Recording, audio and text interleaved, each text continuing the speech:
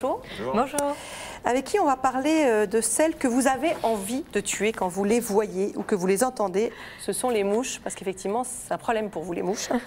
Parce qu'elles sont connues pour le désagrément qu'elles vous apportent. Et pourtant, Farah, vous avez eu envie de dire du bien de ces mouches. Oui, mais d'abord, je vais vous faire écouter un son. C'est le son qui m'agace le plus au monde. Dès que je l'entends, j'avoue que je deviens un petit peu folle. Là, je me retiens parce que je suis en direct.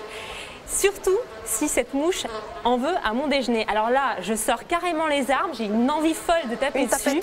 Et je vous conseille de faire autant parce qu'une mouche, quand elle s'approche de votre déjeuner, eh bien, elle décide de vomir dessus pour pouvoir le goûter. Il faut savoir qu'une mouche n'a pas de dents, n'a pas de bouche, elle n'a pas réellement de bouche comme nous, hein, bien sûr, mais elle n'a pas non plus de tube pour aspirer. Du coup, elle est obligée d'inonder de suc gastrique le repas pour pouvoir le dissoudre. Exactement, c'est assez immonde. Et pire encore... C'est pour ça qu'il ne faut pas se contenter de la virer de... Non, elle est vraiment en train de vomir sur votre repas. Et en plus, elle a des poils aux pattes. Et ça, c'est vraiment un problème. Enfin, c'est pas la seule. Hein. Et quel est le problème? Mais chez les mouches, c'est un petit peu désagréable pour nous. Pourquoi? Parce que regardez bien ces poils, eh bien, ils vont servir de capteur, d'une sorte de petite langue qui va permettre aux mouches de goûter tout ce qu'il y a sur son passage. Sur ses poils, il y a aussi une substance un peu gluante qui va lui permettre de ramasser toutes les cochonneries. Imaginez une seule seconde qu'elle était juste avant sur une crotte de chien. Vous voyez à peu près ce que c'est. Ça veut dire qu'elle va déposer en même temps qu'elle goûte des bactéries et tout. Et regardez, il y a des chercheurs qui sont amusés à laisser se balader une mouche sur une plaque de gélatine. Quelques jours plus tard, on a vu ces traînées blanches apparaître. Vous savez c'est quoi? C'est simplement des bactéries. Il y a une étude qui est sortie, une étude qui a été faite sur 414 mouches domestiques, hein, des mouches qu'on a adultes et domestiques. Caucasiennes. Caucasiennes si vous voulez. Eh bien, ces mouches... Non, pour les études cliniques, il faut être précis. D'accord. Eh bien, on a dénombré, écoutez bien, 1 250 000 bactéries par mouche. Et bien avec tout ça, vous avez quand même encore voulu dire que c'était quelqu'un de bien, la mouche. Oui, effectivement, c'est quand même assez nécessaire, les mouches, parce qu'on a découvert qu'elles avaient des capacités extraordinaires. Non seulement on a vu qu'elles avaient dans leur cerveau des neurones capables de détecter les mouvements, on sait aussi qu'elles ont des capacités extraordinaires pour apprendre à détecter de nouvelles odeurs. Du coup, aux États-Unis, on s'en sert pour détecter la présence de drogue. Ça marche beaucoup mieux qu'un chien policier. C'est moins facile à emmener en laisse, mais c'est... c'est plus facile à reproduire. D'accord, oui, c'est vrai. Et beaucoup plus... Vous l'écrasez, c'est plus facile qu'un chien quand même. Et c'est aussi, la mouche, il faut savoir que c'est un parasitoïde. C'est-à-dire que les femelles vont pondre leurs œufs dans des hôtes, ça pourrait très bien être des pucerons.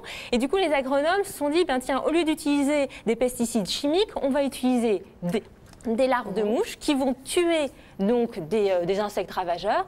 Autrement dit, les larves nous protègent un petit peu. Et je vais vous donner un dernier exemple. Regardez celui-là, ça c'est des mouches vertes, Lucilia serratica. Cette plaie ulcérante, on va déposer dessus un pansement. Eh bien, regardez bien ce qu'il y a dans ce pansement. On va le voir. Attention, préparez-vous. Ce sont des larves de mouches vertes.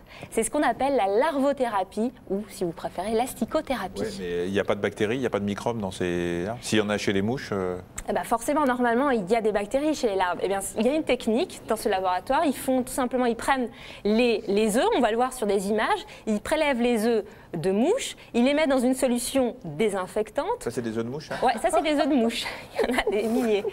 On les laisse donc un certain temps dans une solution désinfectante pour se débarrasser des microbes. On les fait cultiver, donc on les fait éclore dans une plaque de gélatine et après, on les nourrit avec des protéines stériles et par la suite, on les impacte dans des pansements. Je vous rassure que ces pansements sont fermés, donc les larves ne sont jamais au contact direct de la plaie. C'est quand même rassurant. Et alors, comment elles traitent? Par quel biais exactement? Eh bien, comme leur maman, ces larves sont capables de libérer, de sécréter une substance. Déjà, leur sucre digestif contient des protéines. Ces protéines vont détruire le tissu, les tissus nécrosés.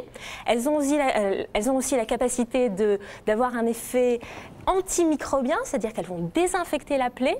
Et par la même occasion, elles vont favoriser la cicatrisation.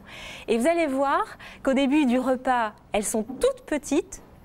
Regardez là, la taille des larves, elle est assez quand même... Ça, c'est avant manger. Et au bout de 3 jours de repas de tissu nécrosé, elles ont multiplié leur poids de 250 fois. C'est quand même assez impressionnant. Et elle est contente, la dame, avec les asticots qui bougent sur son ulcère? Eh bien, on va l'entendre parce qu'on a pu avoir son interview. C'est une patiente allemande, donc on a traduit. Écoutez-la. Lorsqu'ils sont actifs, on sent comme des petites piqûres, mais pas douloureuses du tout. Et puis on voit vraiment le résultat. Ma plaie va mieux. Vous l'avez écouté, c'est juste des petits picotements de rien du tout. Donc, pour ceux et celles quand même que ça répugne un petit peu de recevoir des larves comme ça sur les plaies, sachez que dernièrement, les chercheurs de l'université de Swansea, dans le Pays de Galles, se sont intéressés à ce qu'il y avait dans ces sécrétions de larves. Eh bien, ils ont découvert que l'effet microbien, en fait, il y avait de la cératicine. C'est un antibiotique extrêmement puissant, capable de détruire une douzaine de souches de staphylocoque doré, de colibacilles, de clostridium. Ce sont des bactéries qui provoquent des maladies nosocomiales. Donc, vous imaginez bien que c'est très intéressant. Le petit problème, c'est qu'il faut quand même, pour avoir une seule goutte de cératicine, 20 tasses de jus d'asticot. C'est quand même un petit souci. Du jus d'asticot. Ouais. On vous remercie, François, qui vous dit bon appétit, qui est très content que vous ayez parlé de ça en plein milieu de son débat. Il est ravi. Alors, vous savez, dans ma recherche, utilisez la petite tablette, c'est tout. Dans ma recherche permanente de citations culturelles, il y en a une que j'ai trouvée. C'est un proverbe qui vient de la région d'Agen. Et je demande aux Agenais qui nous regardent de me l'expliquer. Une petite mouche fait péter un bel âne. Je ne comprends pas ce que ça veut dire. Vous comprenez la signification ?